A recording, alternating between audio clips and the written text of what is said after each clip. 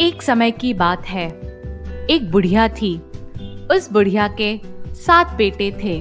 उनमें से 6 कमाने वाले थे और एक निकम्मा था। वो उसके 6 बेटों को अच्छे अच्छे पकवान बना के खिलाती। बेटा, अच्छे से खाना और ले लेना।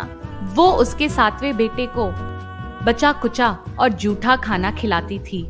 एक दिन वो अपनी पत्नी से कहा, देखो, माँ मुझसे कितना प्रेम करती है। हाँ हाँ, क्यों नहीं, इसीलिए आपको वो सबका जूठा बचा कुचा खाना खिलाती है और आप भोले भाले कुछ समझ नहीं पाते। ये तुम क्या कह रही हो? ऐसा हो नहीं सकता। मैं जब तक अपनी आंखों से खुद न देख लूं, मैं इस बात पे विश्वास नहीं कर सकता हूँ। एक दिन वो खिड़की से छुप कर देख रहा था कि उसकी माँ उसके 6 बेटों को बड़े प्रेम से तरह तरह के व्यंजन बनाकर खिला रही थी।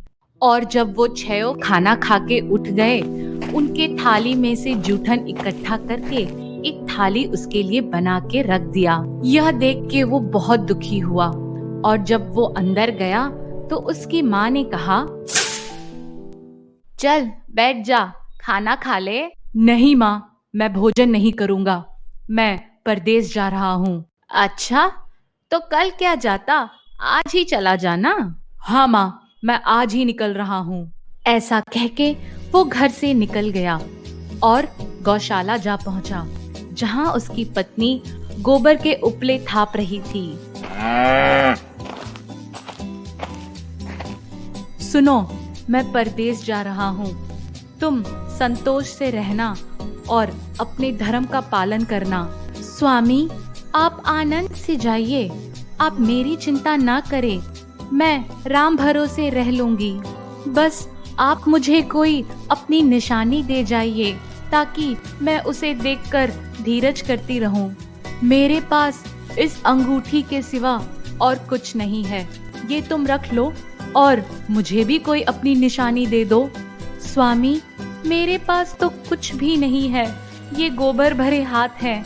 ऐसा कह के उसने अपने गोबर भरे हाथ से उसके पीठ पे थाप दिया। उसके बाद वो शहर के लिए चल पड़ा और चलते चलते दूर शहर में पहुंच गया। किसी नगर में वो एक व्यापारी के दुकान में जाके उस व्यापारी से बोला, साहब, आप मुझे नौकरी पर रख लीजिए। वैसे भी मुझे एक लड़के की जरूरत है। रह जाओ तुम काम पे, पर मैं तुम्हारा काम देख के ही दाम दूंगा। बहुत बहुत शुक्रिया भाई। सुबह 6 बजे से रात को 10 बजे तक वो काम करने लगा। कुछ ही दिनों में वो दुकान के सारे हिसाब किताब, लेन देन सब संभालने लगा। मैं तुम्हारे काम से बहुत खुश हूँ। मैं तुम्हें आधे मुनाफे का हिस्सेदार बना रहा हूँ। 12 वर्षों में वो एक नामी सेठ बन गया और यहाँ इसकी पत्नी को सास और जेठानियाँ बहुत कष्ट देने लगी। अरे जल्दी जल्दी हाथ चला, खाना बनाने के बाद जंगल जाके लकड़ियाँ लानी है। सारा काम करने के बाद भूसे से बनी रोटी और फूटे नारियल में पानी देते थे उसको।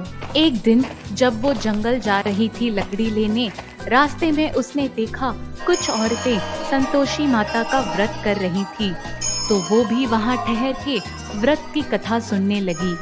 पूजा के बाद उसने उन औरतों से पूछा, ये तुम कौन सा व्रत कर रही थी और इस व्रत को करने से क्या होता है? ये संतोषी माता का व्रत है।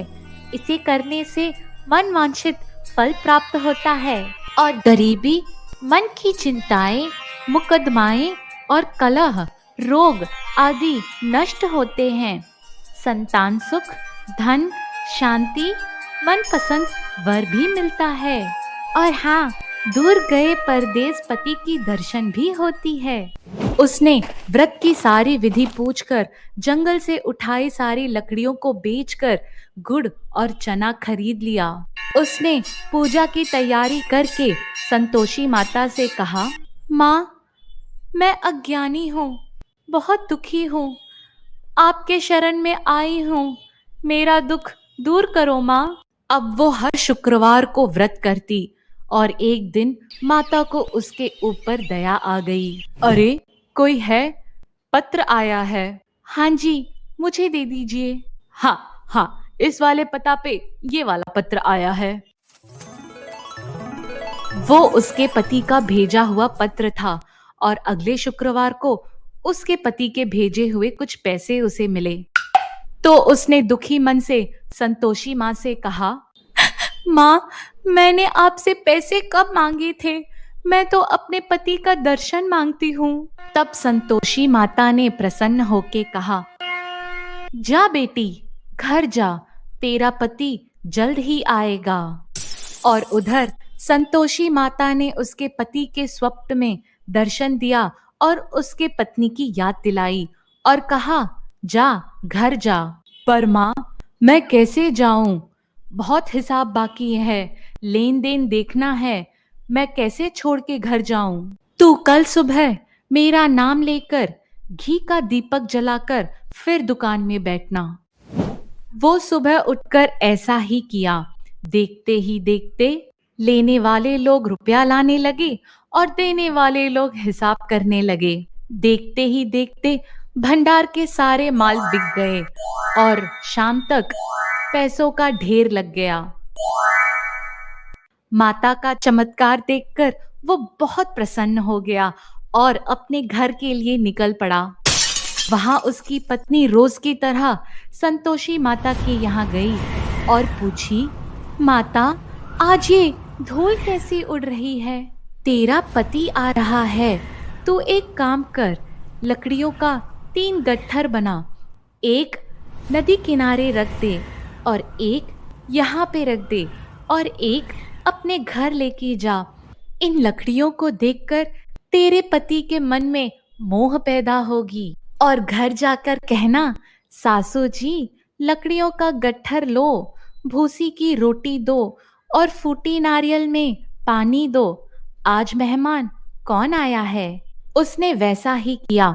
घर जाकर उसने कहा, सासू जी, लकड़ियों का गट्ठर लो, भूसे की रोटी दो और फूटे नारियल में पानी दो। आज मेहमान कौन आया है? अरे, ऐसा क्यों कह रही है? तेरा पति आया है। तब उसका पति घर से बाहर निकल के आया और उसकी पत्नी के हाथों में उसका दिया हुआ अंगूठी देखकर व्याकुल होके अपनी माँ से पूछा, माँ, ये कौन है? बेटा, ये तेरी पत्नी है। आज 12 वर्ष हो गए। ये घर का कोई काम काज नहीं करती, दिन भर बस घूमती है। आज तुझे देखकर ऐसे बोल रही है। ठीक है माँ, मैंने तुम दोनों को देख लिया। तुम मुझे दूसरे घर की चाबी दे दो, मैं वहां जाके रहूंगा। ठीक है, जैसी तेरी मर्जी। ऐसा बोलकर उसने चाबियों के गुच्छे को नीचे पटक दिया। वो अपनी पत्नी के साथ दूसरे घर पे रहने लगा और देखते ही देखते उनका ठाट बाट राजा के जैसे हो गया। सुनिए, मुझे संतोषी माता के व्रत का उद्यापन करना है। हाँ हाँ, क्यों नहीं, तुम खुशी खुशी करो। और वो उद्यापन की तैयारी करने लग गई। वो अपने जेठानी के लड़कों को भोजन के लिए बुलाने गई। भाभी, मैं संतोषी माता के व्रत का उद्यापन कर रही हूँ। आप और बड़ी भाभी दोनों अपने लड़कों को भोजन के लिए भेज दीजिएगा। हाँ हाँ, क्यों नहीं, तुम जाओ, मैं अभी उन लोगों को भेजती हूँ। हाँ, शुक्रिया भाभी। तो पीछे से जेठानी ने लड़कों से कहा, तुम दोनों कान खोल के सुनो। खाने के बाद तुम दोनों खटाई मांगना, जिससे उसका उद्यापन पूरा ना हो सके। हाँ, ठीक है माँ। तुम दोनों को खीर कैसी लगी? खीर तो उतनी अच्छी नहीं थी चाची, हम दोनों को खटाई चाहिए। क्या? नहीं नहीं, खटाई किसी को नहीं मिलेगी। ठीक है चाची, तो हमें पैसे ही दे दो। भोली भाली वो समझ नहीं सकी और उन लड़कों को पैसे दे दिए। उन पैसों से वो खटाई लेके खाने लगे। यह देख के संतोषी माँ बहुत क्रोधित हुई और उस तरफ राजा के दूत उसके पति को पकड़ के ले गए। देखा आपने, लगता है वो लूट का माल लेके आया था। अब तो सबको पता चल जाएगा।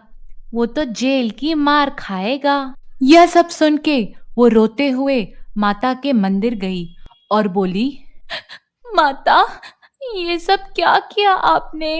तूने मेरा उद्यापन भंग किया है। तूने उन लड़कों को पैसे दे के ठीक नहीं किया।